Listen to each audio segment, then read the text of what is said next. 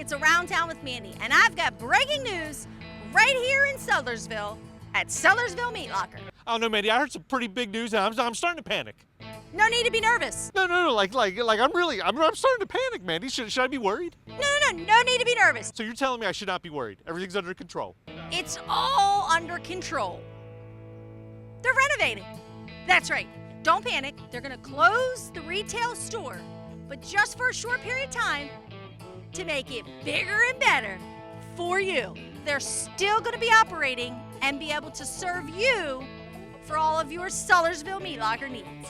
So beginning January 6th, we're remodeling and renovating our retail store. They can still get Sudlersville product, correct? So that's correct. If you think back to a couple years ago when COVID was going on, we did the drive-through service.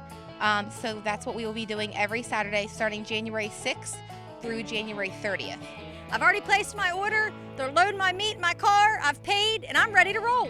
That's right, Mandy. We'll see you January 11th at Curbside. One thing that Sudlersville does want you to keep in mind, if you have any appointments for animal processing, nothing will change. It all stays the same and the dates are still there.